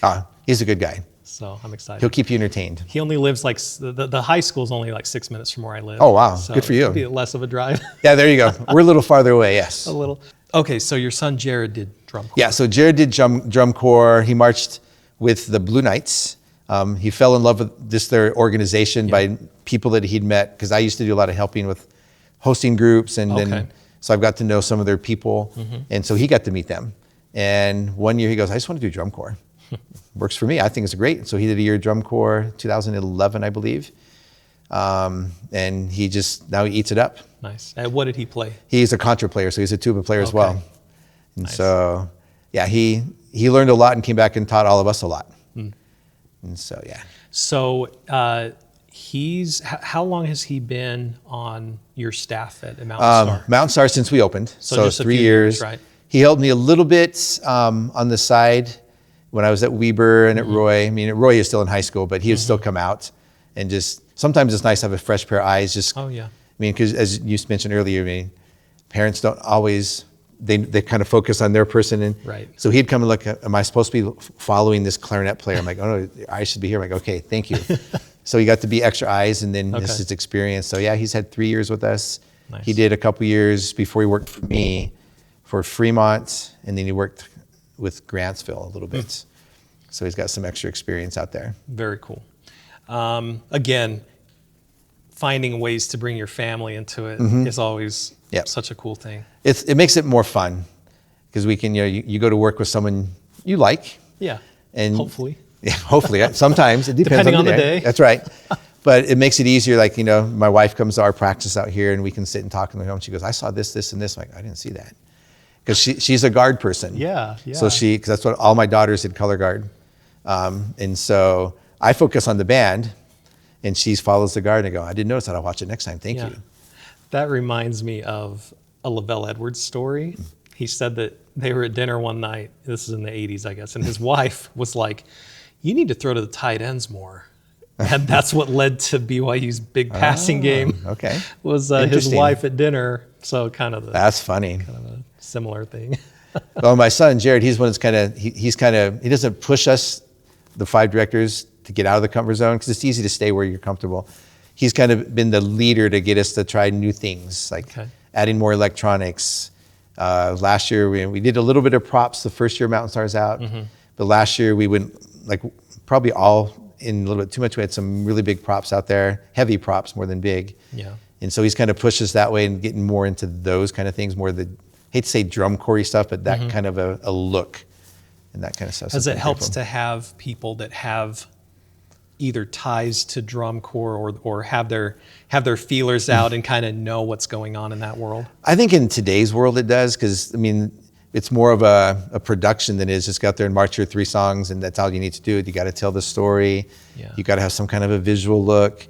Electronics are now a big part of everything, and even though it's not my favorite part, because it's just out of my comfort zone. Sure. But that's why you get the right people. But I understand why it's there. Yeah. So I think, absolutely, you got to have that group that'll help pull you there, and we've tried to add those kind of people to those who are working with us, so they can help make us. I don't know, relevance the right word, but more modern. Yeah. But relevance the word that comes to mind. Absolutely. Well, it's another thing where you're sort of having to maybe admit to yourself, like, this isn't exactly my thing. I'm going to let someone that knows what they're doing. I can go in the box and tell you the mix isn't sounding right. Something's off. Yeah. And that's why you're supposed to be down there messing with everything for me. Yep. That's what I like. Yeah. And it wasn't that long ago that the electronics weren't really much of the show. I mean, it's pretty much the front ensemble. Yeah. And that was about it. Yeah. Or throw an electric guitar or bass piano in your front ensemble. I mean, for some schools, very recent that started. For the more advanced programs, 10 or 15 years that it's been that way. And it's really cool to see it. Like you said, it's a production now. And it's a story being told. It's fun to watch. I do kind of miss sometimes today. I just get out and play. Yeah. I mean, it's a lot easier to load up a bus and go places, but I kind of like the stories. It's more fun to watch the whole creative process play out. Do you have a lot of students that do watch DCI and come to you with like, oh my gosh, we should do this? At this school right now, not as many as I thought would be in it, since we're kind of doing that way. Yeah. But now that we've had a few kids from Mountain Star, make the battalion, or I forgot the other one somebody made. Somebody did Impulse. Okay. We've had some kids from Roy in the past do Blue Knights and the Troopers. Yeah. Since we had those kind of kids get there, there's a little more excitement about battalion in particular.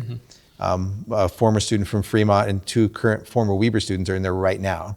So they have a buy-in, so they're really into it right now. For sure. But at Weber High, I had a lot of kids that like to watch the drum corps. This is really cool, we should try it. I'm like, okay, we don't have 12 hours a day for 3 months. Right. But thank you, let's keep talking. And some of the things we can maybe modify. Here, we're starting to get that, like, hey, this is kind of cool, we should think about this. So that's kind of fun to watch That's grow. exciting, yeah. So I think we're growing that way. And I'm assuming, not being in the classroom, the other three schools are the same way. Yeah. A little more established, they've been around longer. So, I mean, we always went to the corps on corps. Yeah. Like I said, I was either hosting somebody, or I got to meet Mark Arnold and some of his staff of the other leadership of the Ascend people of Blue Knights. And so So Stan Renda told me that he's hosted a lot of, tell me what you've done with hosting DCI. So hosting in our district's been up and down. For a long time, it was not a big deal. Then we went through a period of time where, no, they can't stay overnight. They can come in for the day, and that's it. So, and that was like a district level decision? Yeah. Okay. Basically, at one point, it was like the schools can make the decision. That's up to them, which was awesome. So I've had the opportunity. Because if it was up to you, I'm sure you'd make it work, right? Yeah, we can make it work. I mean, when I got to Roy, I inherited, so that's where I learned about it. I'm like, oh, okay, they host somebody over here. I need to figure out what's going on. And so we had the Blue Knights for a few years. We've had the cadets stayed at my school at Roy High. Nice. When I was out at Weber, I've had the Blue Devils. I've had some of the open class corps, Impulse. I did have Impulse. Gold. Battalion stayed a day up there with us. So I always sold to the districts like, this is some of the greatest professional development you can give me for zero cost. Oh, yeah. And said all those who work with me and all of our students, they can just come sit and watch. And so we had administrators that ate it up, and whatever I needed, we got. Nice. Some were like, no. I know a couple schools had issues with stuff being done in their schools before. It's like, yeah, we had some issues, so no, we'll have to wait and see. And then it got to the district level where somebody decided, we're going to say no for anything overnight. It's starting to come back this year. Everybody but Weber and Fremont were able to host this year. It was just, they were day ones because of the scheduling thing. Yeah. And so those went, to my knowledge, off without a hitch. So I'm hoping that means next year, like, oh, let's explore this. Yeah. It'd be really cool if all 5 of our high schools could host one. Yeah. It's interesting that it's all, most of that stuff's taking place around the Ogden area. Is that because that's where the core competition is? happens? Okay. I've been able to help with housing for that this year especially. And the goal is to get them as close as you can, obviously, because I mean, you already know they're traveling all night to get to their places. Yeah. So we try to get them as close as possible. Ogden and Stan have been awesome. And then who else is hosted in the area? Basically the schools I mentioned. We've had to go as far out as, I think we've been down into the Utah County area before. That's pretty far. That's a long drive for some. Yeah. Especially if you're driving all night to get there, then drive all the way up and back down. Right.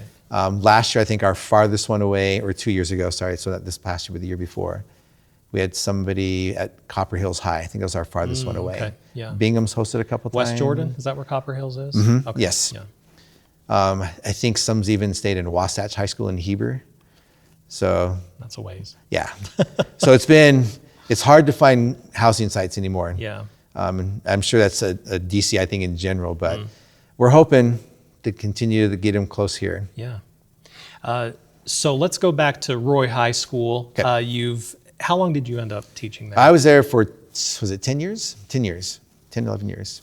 And just kind of tell me the evolution of your program and focusing on the marching. On the marching side? Yeah. Came into a program, I think they were marching 25 the year before I got there as I walked in.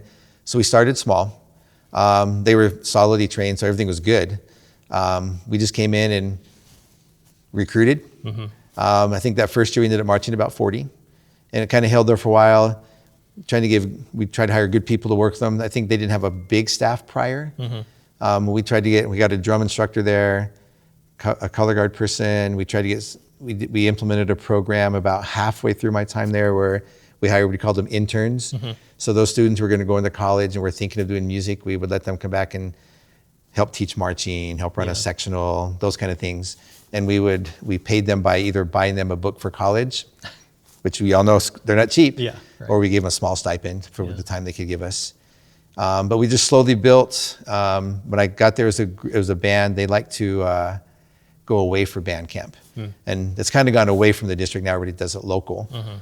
So I inherited a group that liked to travel on to camp. Like, okay, here goes nothing. We eventually pulled it back because it was just cheaper and easier to get everybody there and get volunteers to be there. Yeah. Where would you travel? They had gone during their time. I never did this when they went to Preston, Idaho for a while. Our district has an environmental center, so like a place up in the mountains where they have they can do science experiments. So it had bunks, so we could rent that out. So we had a boys' dorm and a girls' dorm, and then a commons area with a kitchen in the middle. So we'd stay there and then drive down to Snowcrest Junior High and practice on their field. So we had to have a bus every day. So I added up. One year, the teacher that I replaced, yes, he had it set up where we were going to go into the national parks or the little national forest up there. And we were going to march in one of the campgrounds. They rented out the whole campground. We were in tents. Wow. It was not a fun experience. It was, when it was over, it was fun. But that was a long week. Wow. You were not happy campers. Well, it gets kind of windy. So we were eating dirt. Yeah. And we're on a little bit of a hill. Did you paint the area that you were marching on? Paint didn't work very well. Because it was just dirt? Yeah, it was just dirt. So we were pretty dirty. We used flour. Oh my gosh. We probably went through way too much flour. I hate to admit that, but we were probably 25 to 35 pounds of flour a day. Wow. Because it just get blown off and we'd march it off. With all those starving kids in Africa. I'm just kidding. That's what I was like. Oh my gosh. That was a long week. It's also ingenuitive. But you're practicing on not a level surface. Yeah. So I was always worried about the scaffolding. I said, I'm not even on that one. I'm just gonna be on the field, one person on the scaffolding at a time. And it never fell over that I was aware of. No one told me, but we're just intense. That's intense. Yeah. It was, like I said, it was, when we were done, it's something none of them will ever forget. Oh yeah. Oh yeah. The parents that were there won't forget it. They stayed in motorhomes, just for the record. They were fine. They were fine, yeah. They probably earned that right, though. All the stuff they had to put up with. But so you'd have to reflower the field every morning, every afternoon. And if it rains. Yeah, it was not fun. Luckily, we had no rain that week. That's good. But we had a few campers we had to kick out. Oh, really? Even though it was our thing, because you're up there with how many people we have? Let's say 50 people, kids. I can't remember now. But you have random hikers that might go through, and then I remember one night we were there and we were just sitting there. The kids had gone to bed, and I was with the parents talking, and this random guy was setting a tent up in the girls' area. I'm like, oh my! We're like, what's going on? We should go find out. Well, one of the parents of the daughter came up just to be part. I'm like, well, you can't sleep in the girls' area. And he was fine. It wasn't a big deal. I was like, he's like, this is a girls' area? Shoot. Because he just camped by his daughter. Yeah. I mean, probably what all of us would have done. I see. So it was fine, but it was like this little nerve-wracking at 11 o'clock at night. Yeah.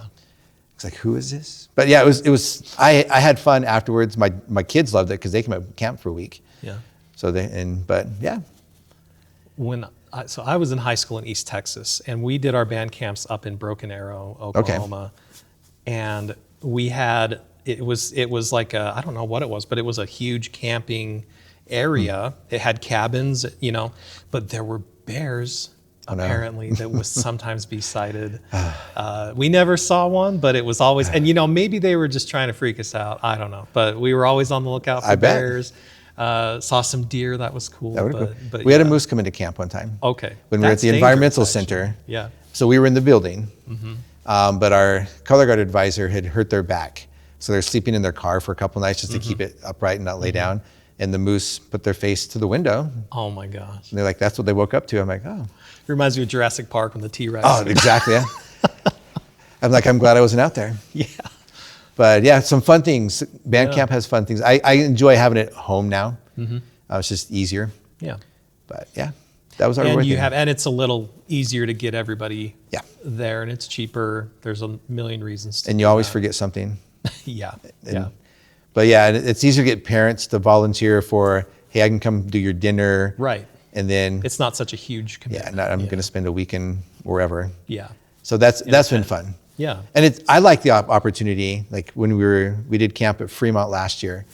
Camp goes during registration day. How many people get to see us out there playing and doing stuff? So I'm hoping he picked up a few kids or just interest from them. Yeah. So we get to kind of show off. The admin's close. We always invite them out for lunch. Oh, cool. Or dinner, whatever meal we're serving hot that day. Yeah. We invite them out to come watch. But it gets their eyes on the activity. To see what we're doing and what we really do. Because all they know is what they see in the field sometimes. Right. So that's to me is a positive thing. Oh yeah. So that's helped us. It helped me out anyway as we go through. Nice. Have you ever had moments where someone like that in the administration has come to you and been like, wow, I didn't know all that went into what you guys do? Not really in those words, but they didn't realize how intense everything was supposed to be. Like we didn't understand, you have to hire people to write all your forms. We just thought you did it yourself. Like, no, if we can, and we have people write your music, you have parents who are doing this, you have food here. Oh yeah, there's a lot of stuff that we just don't see. Right. And it's more the admin who's not at that building. Like our principal here, or I can't remember who walked out, but they're like, you have a lot of stuff going on. I'm like, yeah, that's just the music camp. We have nothing going on because we had our tables out for snacks. They're all over the building. We're making noise all over the place. Yeah. And he goes, it's kind of cool though.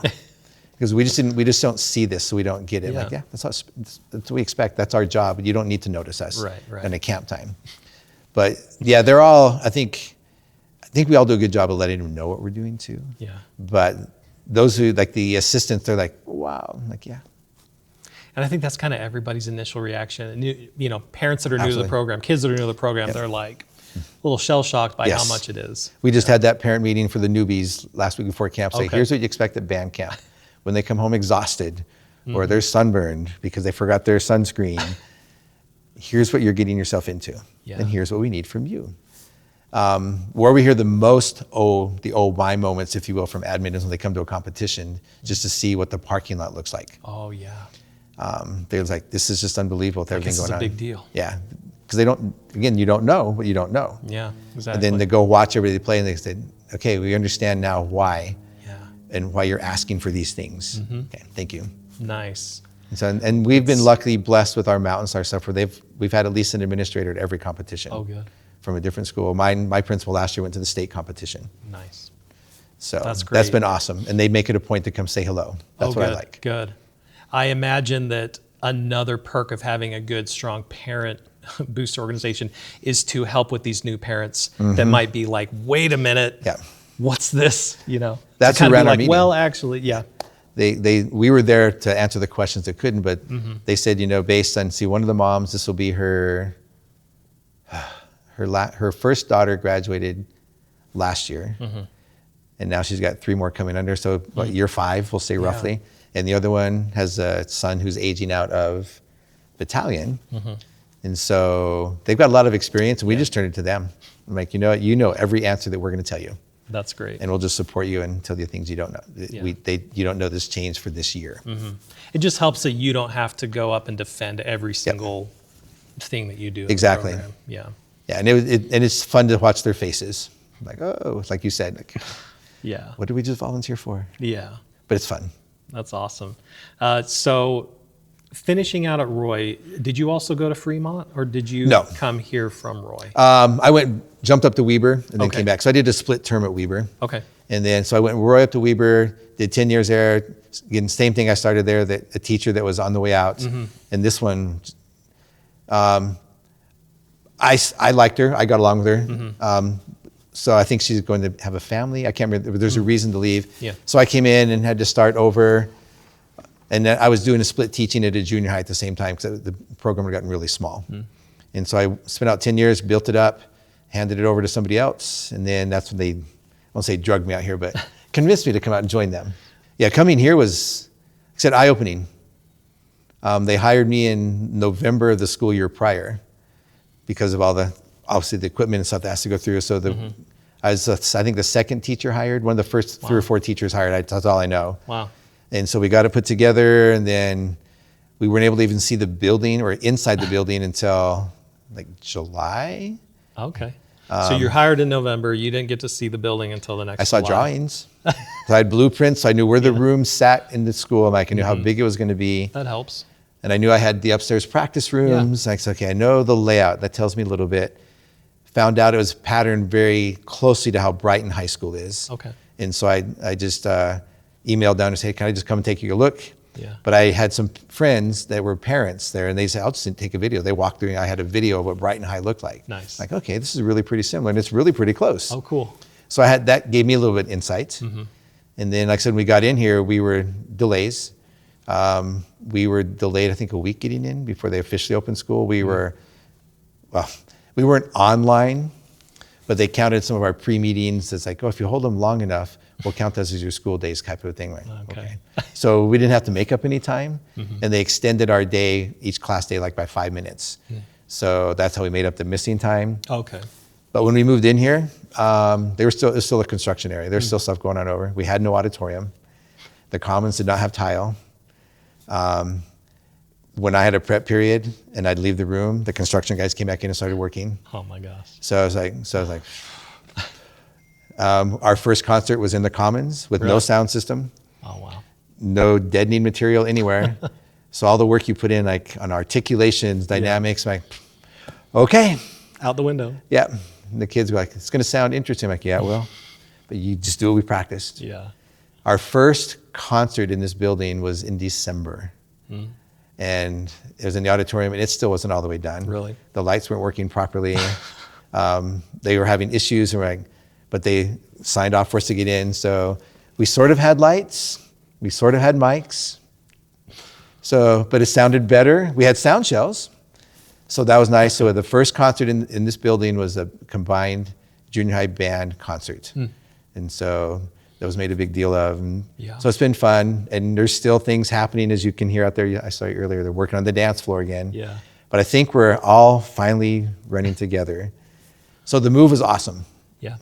Well, you were telling me earlier before we started rolling about how you feel you're getting to the end of your career. You know, why not stay where you were? You know, what was kind of going through and your wife, talking about things to take this job? Yeah, you know how you get to the end of something. I mean, with the military career, I knew it was time, and whatever schooling, it was definitely time. Yeah. We got to the point of like, I need something. I could feel like the energy was still there, but sometimes like, I just didn't want to come to work today. And now we all get to that point in everything we do. And I said, I'm not ready to leave at that point because I still felt I was doing good, and I was still helping, and it was still fun to come to class most of the time. And so we talked after the admin and the secretaries talked, like, maybe a change of scenery will kind of reinvigorate stuff and make you more excited to come. And so that helped. So a change of scenery is like, this is kind of cool. At Weber, I had no windows in my room. So to come and have windows automatically made you feel better. But just to come where you feel like you get to make a difference and start things brand new, I'm like, you don't get to do that very often. I wouldn't change. I mean, I got to meet some new people, different philosophy of the way that they're looking at like building a school up there, just a different model, I should say it that way. And the school is super wide open, as you could tell when you drove around. We have so much glass. But the principal, I mean, some of our hallways have, they call them think tanks. And there's the touchscreen TVs, and it's like a conference room, a mini conference room for the students to use during class to go prepare presentations. Very modern. Almost comes across as junior college-ish to me. Hallways are super wide, and they encourage us to get out in the hallway and hold classes in the hallway if we want to. Oh, really? Yeah. So we've done sectionals in the hallway. Wow. So it's kind of nice. I mean, there's nobody down my hall, so it's nice. Okay. So drama's been out in the hallway practicing stuff. That's cool. That's a cool. So I kind of like the idea of like, we hired you for a reason, now do what we hired you for. So it's been fun. Yeah. And that made a big difference. And the interview process here was a little different than most. We had to come in and do a presentation. Here's the topic, present to us. You have 7 minutes, sell yourself. Wow. So it's kind of cool. Did they put you in front of the students at any point during that? No, because they were still figuring out, all that stuff was still happening. And Gotcha. who is really going to come, because like the school, like from Fremont to here, they had the option. So they weren't sure who was coming where yet. So there was basically your word of mouth, and they watched. I don't know who all interviewed for this job. They didn't give me the list. But they tried to talk to the principals and some of the kids from those schools, if they can get videos and stuff like that. Yeah. But yeah, pretty much they're going on, I think, here's our vision, here's where we want to go. Do you meet what we're looking at? So we were probably the oldest department for a while. The choir teacher that was here, we just lost, we got a new one last year. He has 30 years in, I had 30 years in, our drama teacher has 15. Okay. So we were probably the most experienced department for a while. Yeah, yeah. And the previous orchestra teacher, who was only here for a year, has like 25 years in. So we're the old guys. Yeah. But it's just been fun getting a whole new team together and build, here's what our dreams are. Yeah. And so you just don't get to do that very often. And so it's been fun. Yeah. I mean, there's days that it's like, oh, here we go again. But it's a different adventure now that things have settled down and we don't have to worry about what's under construction today. Right. Now that things are normal, it's been great. Awesome. I wouldn't have changed it for anything now. It was the right move for me at the right time. Well, speaking of new challenges and building dreams and building new things, let's talk about Mountain Star. Okay. Tell me how that whole thing started and what's been happening. Okay, well, it started off as kind of a joke at one point. And not the joke of the group, but it's like 7-8 years ago, a couple teachers like, hey, we should just combine together so we have more bodies and we do more things on the field for competition. So 3 years ago, when the school split, basically every school except for Bonneville High was impacted by some of the boundary shifts, some more than others. Fremont, for example, lost probably 800 students, give or take. I'd have to ask them for exact, but they lost quite a few. Weber lost maybe a little bit. Roy lost a few. So the programs got smaller. So we were really concerned after watching and looking at the trends where the marching bands were only marching 40, 50, sometimes 30 kids. And with the new, the setup where you're in 6A or whatever it's just really tough to feel like your kids, you want them to feel like that they belong out there at the other bands. When you march against 100 kids, it's sometimes hard to sell that to them. So we had to be better at that. But we thought, let's give them an opportunity maybe to bring everybody together and we could get a band of 100 together or maybe more, who knows. And so over a year process maybe beforehand, I just floated out the idea that we had several years ago, like we should just come together and for a couple years and see what happens. So I talked to all the teachers, said, here's my vision, here's what I think can happen, what do you guys think? And we started at first we did a combined indoor drum line one year, Fremont and Weber High when I taught at Weber. And we had great success. We had a big group, kids loved it. I think we even had a couple Roy kids, if I remember right. But we had a good sized group, like 30, 35 kids show up for an indoor percussion thing. Like, okay, maybe this will work. And the teachers worked together, the 2 staffs that we had worked together. I'm like, okay, this is a good thing. So we talked about it. Then we floated the idea. We were gonna try to do it a year earlier, but Fremont got a new teacher. And we didn't feel it was right to, hey, just so you know, we're combining bands this year and you just stuck with it. So we just kind of tabled it and just talked about it. And it took some convincing some of the teachers. There's a couple like, I don't know, I don't think this is gonna work. And we just kept selling like, here's the pros that we can see. Here's the cons that we see as well. And they're probably outnumbered the pros for a while. And everybody took time to think about it. And the last teacher came on board about midway through the school year. He goes, I think this could be a good thing, but I'm willing to try it.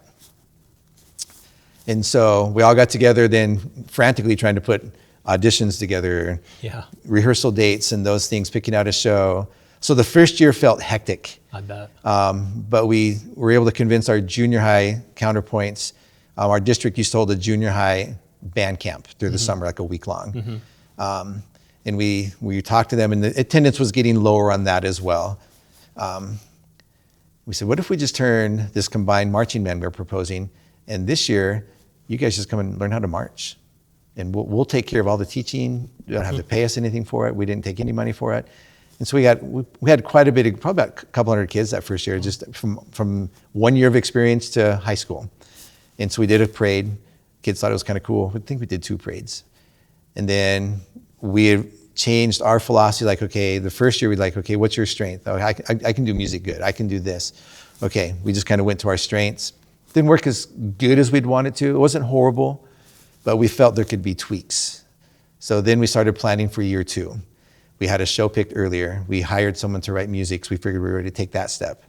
We hired a new drill, or not a new drill designer, but a drill designer, a choreographer, and we gave each band director a specific job. So instead of like a committee, I mean, we still serve as a committee. I don't want to say that wrong. So each person had something they were in charge of, and that was their job. We laid that out, and that seemed to work. And the staff that fell under their caption, that was their job to run. And that went pretty well. Still tweaks. Then this year, we are taking the next step. We got started earlier, more planning, delineated roles more, and fine-tuned descriptions so there's no crossovers. Gotcha. And each year the kids have bought in better. I think this has been the best year. They're starting to get it. The community's getting it now. They actually know what Mountain Star is, not who is Mountain Star. Like, oh, we know who you guys are. Yeah.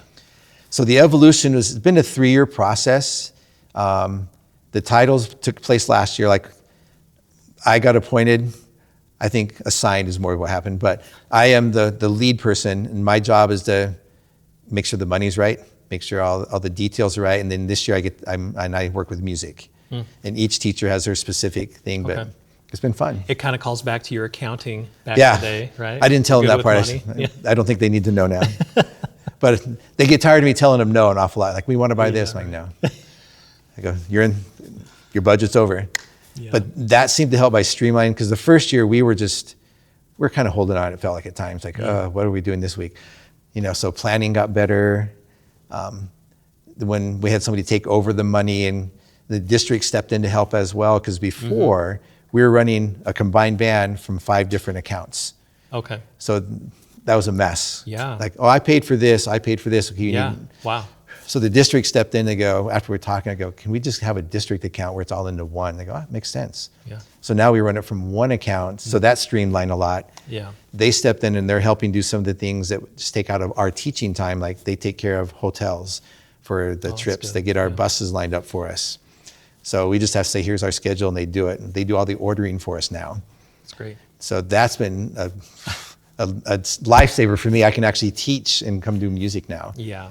So the process is growing. Good. I'm curious. I mean, I'll be honest, when it started, I didn't know how long this was going to last. You kind of go into it like, we'll see if it works. We'll see how we like it. When we set it up, we felt we had to have an out plan, if that makes sense, because each program's probably going to grow differently, because some areas are stronger than others. Yeah.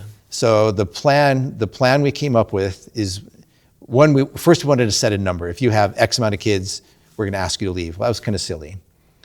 So we kind of scratched that really quick. And now it's like, when you feel you've reached all you can with Mountain Star and your band is ready to go off on its own, you can go. You just got to give us the notice. Don't tell us, in April. Right. Because we've already planned a show. Yeah.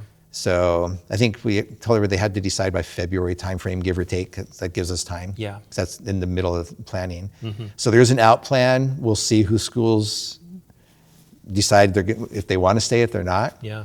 I hope that it'll last for 4 or 5 more years.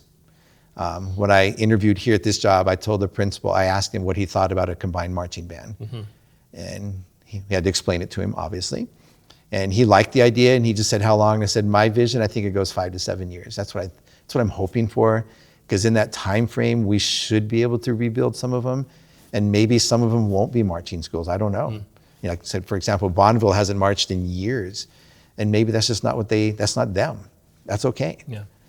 But maybe it is, and they just didn't know it. That's what we're hoping for. Yeah. So the goal was to get every marching band up to 50 to 60. Okay. That was our dream. So would you say that Mountain Star is designed to be a vehicle to build each of these individual programs? That was our hope. Okay. And that was our main goal is, can we build programs and have them be successful on their own? Gotcha. But they still have this vehicle that if, you know, like this school just doesn't grow, I can still be part of a group that might want to stay together. Gotcha. But we think we're doing the right thing. And that's why your vision of it isn't like forever. It's like it's like we're thinking 5 to 7 years. We're hoping in that time frame that these programs can all build to Exactly. kind of go off on their own. Exactly. Okay. That's how, when we talked with the district and principals, that was one of the things we told them. We have a length, as you said, and we're not, I mean, if it stays, I think some of the principals would love it to stay because it saves money. Yeah. And all this, we get the notoriety from it, but there's some that I want a Westfield only one, or whatever the school would be. My principal loves the idea. He loves this combined band. Yeah. But yeah, that's the plan. Can we grow? Okay, awesome. You know, you've had your own marching band programs at your own schools. What are some of the differences that you've seen between what Mountain Star is and what just a single program? Yeah. Well, one, you have bodies that can help you teach. We, last week, one of our teachers, you know, had a family thing he had to take care of. And you can feel okay missing a rehearsal because you have 5 other band directors that are sitting there that can help you out and help the kids out. So it's like, okay, I'm gone. What's going to happen? So having the expertise on the field or the room or wherever you're at, it's awesome. And to know that now you have a full staff of everybody, you know. Yeah. As a smaller band, typically you don't have a bigger staff. I mean, because it's a money thing, we all know. The bigger schools have a bigger staff. Yeah. You know, we now have, you know, we have a percussion staff. We have a front ensemble staff. We have woodwind staff. That's all they worry about. We have brass. We have color guard. It's kind of nice that you don't have to be the expert at everything. Right. You can bring that person in and say, okay, tell me why you're doing this. Here's what my goals were. How are we going to get there? So that's been fun. The opportunity to be more creative with some of the things, because now we have a bigger budget, so that helps. Bodies in the field means we can do probably a little bit more, and that we can bring in experts from outside there. It's easier to. It seems like the people want to be part of a group that's bigger than smaller most of the time. That's just been the impression that I've seen. But yeah, those are the biggest things. You just have. I mean, you can be sick now. And things won't fall apart. And they won't fall apart. Or how many students are in the program right now? See, this year, last we counted, we're at 118 for the season. Okay. And we have 2 holes that just happened due to sickness. So we could be sitting right about that 120. We'll see. Last year, I think we marched. Was it 103? In my head, that sounds right. Grown? So each year we've grown. What was the first year? I think we're like at 98. Okay. So it could be a little bit less. I don't have that right, but it's growing. You're seeing growth. So we're seeing the growth, and it's the younger kids. This year, it's the youngest we've ever been. We have more of the first-year marchers than we've ever had. Cool. So I'm like, okay, so something is going right. Yeah. You know, we do a big, what do we call it? I think they call it a recruiting day. But during the middle of the season, we will take all of Mountain Star, bus them to Weber High School. Okay. And we bus all the 9th grade, all the advanced bands from the junior highs to the stadium to watch us do a show. Nice. And then we do the show for them. We bring them out there, and they get a chance to march with us, put them in the circle and play the music for them. They get a chance to toss flags and do some stuff like that. I think that's starting to pay off. Good. And hopefully that's for the school itself as well. Yeah. I don't want to get into finances at all, but I was just curious, with the budget of Mountain Star, is it made up from the combined budgets of individual schools, or does the district set a budget just for them? We're allowed to do a fee for the band. So each student's responsible for their share, and that goes into a district account that I manage. Okay. So no, in theory, because we all spend our money anyway, we know that. Yeah. No individual school money is going in there. Gotcha. And the district has not given us any money. Okay. I haven't asked yet, but So if we need it's all to. student, it's fee generated. It's fee generated, yeah. And a little bit of donations, and we've had quite a few sponsors in the last couple of years donate in kind or just here's some money. And those kind of things have helped. Yeah. Yeah. So it's been nice, and it's been, we spend what we bring in. Yeah. I mean, the plan is there should be no leftovers. That's how it's supposed to be. Yeah. And we budget in, for an emergency here and there, but it's worked out great so far. Yeah. And competition season, Okay. are you going to all of the major competitions? Let's see. This year we cut one out just because I think we had like a couple homecomings that day. Okay. So I'm like, okay, one you can deal with. Right. Two is another story. No, there So- was a competition last year. I think it was Nebo, and it landed on, I don't know if it was homecoming. It landed on a big dance at American Fork, and the weather caused a really big delay, and Yes. a lot of kids missed. We were the Or- band on the field when the weather delay hit. Okay. So we just sat there Yeah. and we're like, okay, we have a dance tonight. Yep. And It must have been a big night for all the schools. I think so. So we were Yeah. like, we waited. If there'd have been one more delay, we would have had to go. Oh man. So we sent one bus back home early. As soon as they walked off, they didn't have to load, just get on the bus and go. Oh man. But yeah, our plan is, I think we're doing 5 counting states. So I think we're doing almost all of them. We took one off because of the double dance thing. Yeah, I think we're actually, some of the groups are doing more than they would normally have done. So we're doing extra, and then we'll go down there and do our thing. So yeah, we'll be out there. I think our first one, I think it's the Nebo one we had to miss this year because of the dances. So it's the week after Nebo, if I remember correctly. I haven't gone through the whole calendar yet, but it's the last of September is our first one. Cool. Because that's one of the things we had to learn how to do is like, okay, we got to balance 5 school schedules. Yeah. Oh my gosh. Football games, Yeah. homecoming nights, homecoming parades. That's probably been our biggest headache. Yeah.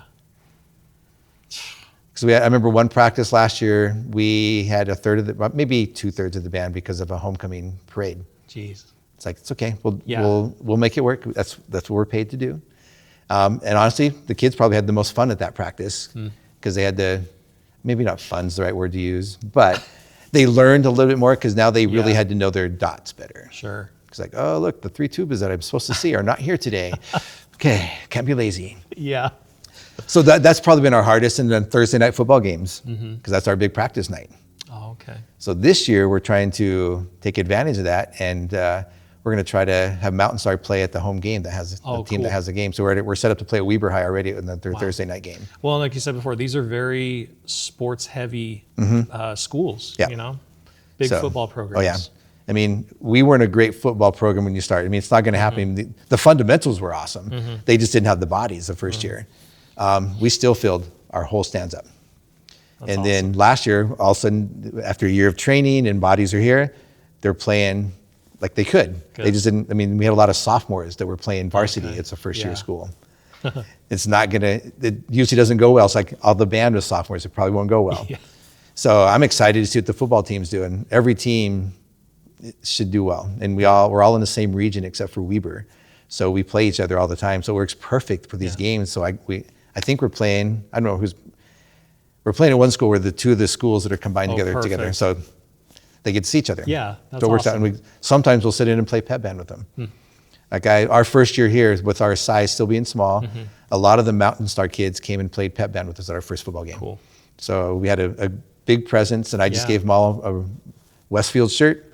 Some of the directors came and played. Oh, cool. And we still have kids doing it to this day. That's they will go awesome. sit in the other schools and play with them. Nice. So to me, it's been a win-win. Love that. I mean, Honor Band was awesome this last year, where the kids knew each other. So they were friends from day one. It wasn't like to get to know each other. They just came in. It was like meeting a lost friend. Wow.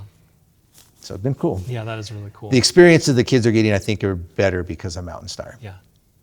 Let me ask you about your time with UMEA. You were the band VP. Yes, band VP. Tell me about that whole time. That was the 2 years. They were starting, we were getting the handbook put together. I mean, I got to learn what really happens behind the scenes. Put in new policies together, we're starting to come together. So it was a years of transition for that, getting new people involved. And what years were you in that position? Oh, let's see. We just had Jamie. Then there's Orrin, and there's Howard. So it's been the 2 years before I got here, I think. Okay. No, it had to be 2 years before that. So it's probably like 6 years ago. Okay.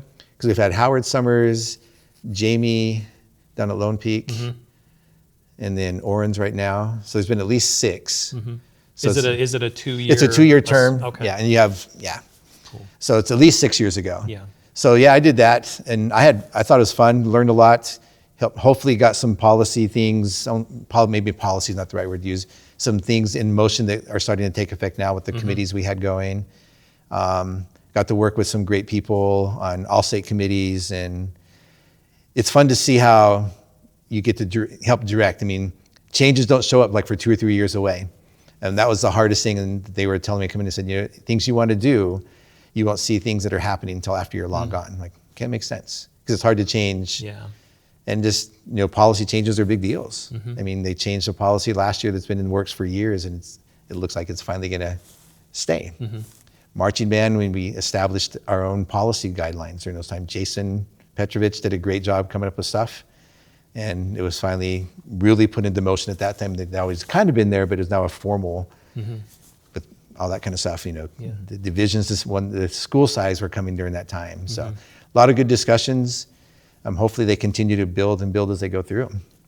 What are some things that you've seen now pass or become policy that you remember kind of being part of the discussions with? See, the school size thing in the marching band world, trying to think what else. Where they've now had the policy. Outside of marching band, let me think really quick. Yeah, you're good. They moved to the 2-band all-state, because before it's just one all-state band. Now they have a top and a wind ensemble and a concert band, I think is what they call them now. So that came into effect during that time. The changing of how they did auditions, because that's ongoing all the time. First it was live, then it was a tape, then it was a recorded tape live, then it was this. So it's been kind of a mess. So that's been going well. The establishment of select etudes. So before they always had like scales and stuff, but now it's like, here's a plan for the next X amount of years that we've got all these etudes lined up. Here's what you're going to do. So that was nice. Going to the video process, marching band world again. Let's see, we've jumped into the use of competition suites. For the longest time, it was just, here's your cassette tape and here's your papers. So you didn't have the competition suite, which it's all recorded there now and you can see it all. So I like that. So they're moving the right way, I think. Yeah. And they're just getting more people involved. That's the biggest thing. I mean, I like seeing that there's younger people now involved, and we're getting schools that have representatives on committees, or even as some of the chairs and the vice presidents that are from schools you wouldn't normally expect. You get like some of the small school people are involved. Yeah. And then we had the Utah Bandmasters is now coming in there as well. So it's another thing happening. Yeah. So yeah, that's been fun to watch, and just everything working together. This is actually a question that I got in the form of a comment on Facebook. I interviewed John several weeks ago, and he talked about a change that they voted on but that hasn't passed yet, where they're wanting to have 2 competitions on Saturdays. That's been talked about for a long time. I think when it first came up, I don't think the circuit was big enough at that point. I think we're approaching that now. I hope it passes. I would vote for it. I like the idea to give the not that I don't want to drive south or anything like that, but it just opens up. You can do a north and a south one, where you can start saying, hey, I just think it's a good thing. Yeah. And it might invite, if we keep one northern, for example, maybe some of those Idaho schools might come down versus driving all the way to, Utah County, which isn't that much farther, but. It's a significant distance still, though. And there's some long days on some of these competitions. Oh, yeah. And we're reaching that point where we started at 8 in the morning and finish at 10 at night. Yeah. As a judge, that's a long day to keep your wits with you, and hopefully make relevant comments and good scores. Yeah. Because that's what they're for. So it'd be kind of cool to see it break apart. At the same time, I understand it is we'll call it a fundraiser for the schools. It is a moneymaker for the bands. Yeah. I mean, because you bring in 40 bands, they're going to go to a concession stand. They're going to do this. So it is a big deal. I like it that we can open it up for other schools, have a chance to host. Yeah. because it's been pretty much the same schools for a long time. Yeah. I mean, tradition, I know that makes a big difference. They have the experience of running them, makes a big difference. Right. I mean, if, Mountain Crest and those schools in Cache Valley have ran BBI for as long as I've been teaching, if not longer. So they have a system. Yeah. Davis Cup has gone on for how long? Timpanogos for how long? Davis used to be run by Weber State, right? Actually, I think it's always been the Davis Boosters. Okay. But they rented out Weber State Stadium for a while. Okay. And from my understanding, again, I could be wrong because I'm hearing it secondhand, it was a cost thing. So I'm sure the stadium there is not a cheap thing to rent out. Yeah. Yeah. I would imagine, probably more than I'd want to pay. Yeah, for sure. Well, the question that was asked on Facebook to that, so I posted that video of John just talking about I guess it's a bidding thing where directors will bid on a show. And the question from this parent was, is there a way that parents can get involved with any sort of this decision making when it comes to what UMEA is doing? I think it'd be tough. One, because they got to go look at the stadium size. They got to look at do you have room for 3 warm-up rooms? Can you park, how many vehicles can you park there? What else you have to look at? I mean, those are the ones that come really quick. Yeah. Is the school going to be supportive? Do you have the bleacher space to host a crowd? I mean, I remember days way back in the days where we're really putting people in that stadium, So it really comes down to those kind of things. Then you got the district liabilities with insurance and all those kind of things. Now, UMEA does insure all the UMEA circuit shows, is that correct? It should run through UHSA, if I remember right, because UHSAA. That's right.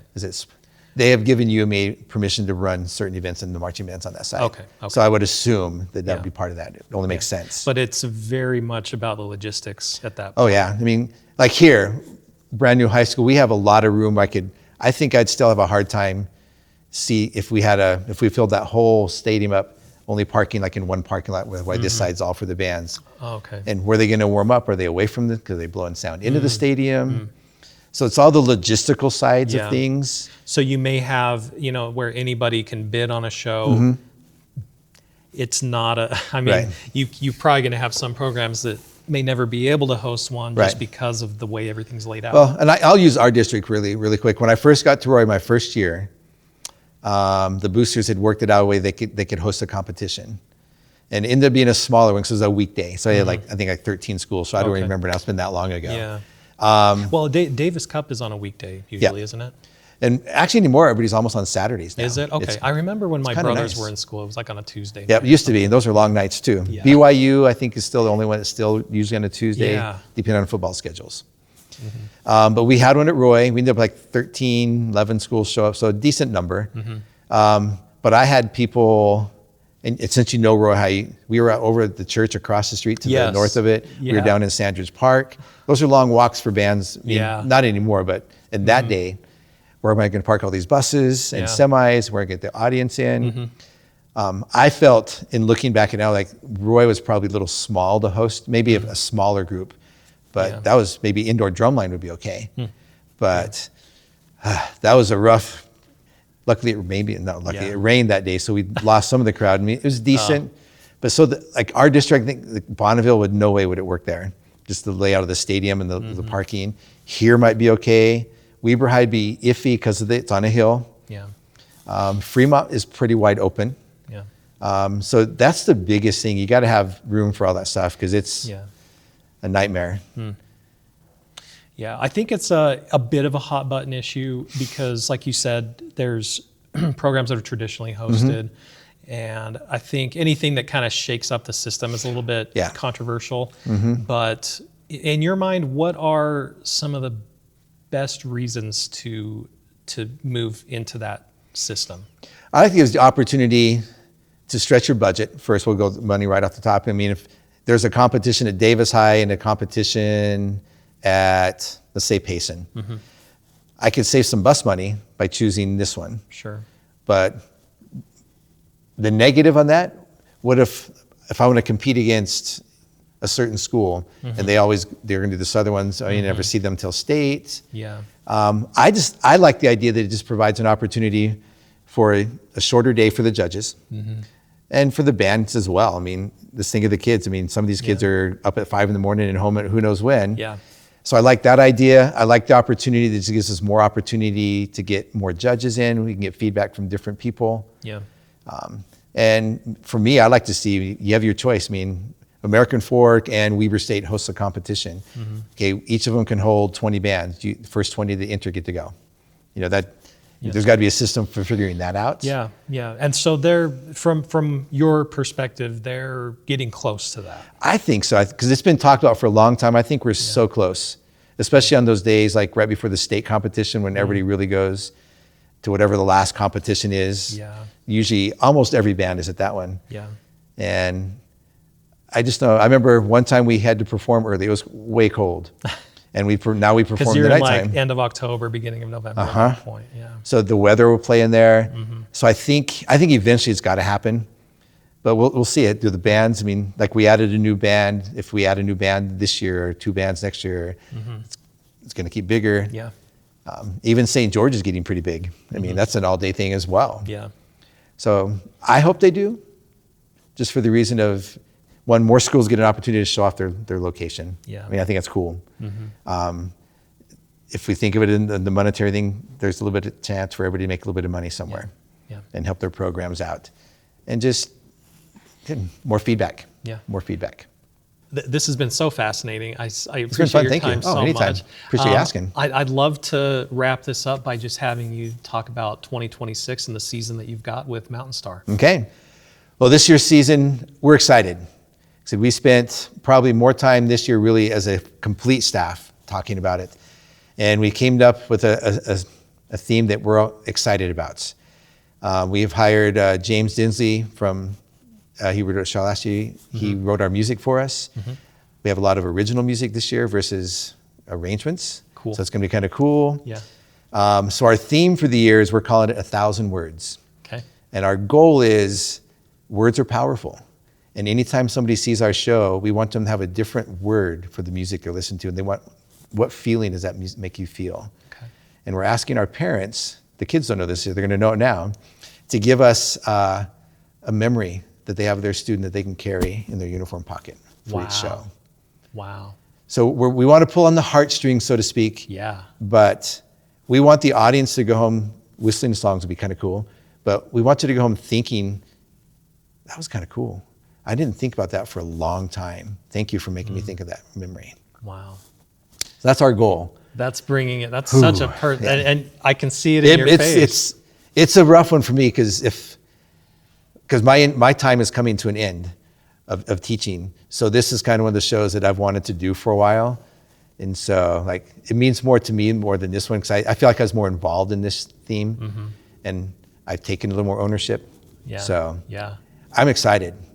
And it sounded really good last week. So now can we do it and move at the same time? Yeah, we'll find out. Yeah, but come check us out. It's going to be something you'll want to see. I think you're going to want to see. It's going to be a great show, I think. Well, it sounds beautiful. Can't wait to see it. It'll be fun. Well, Joe, thank you again for your Thank time. you. It's been Anytime. wonderful. Appreciate it. Thank you so much for joining us on the Marching Arts Utah podcast. We'll see you in the next episode.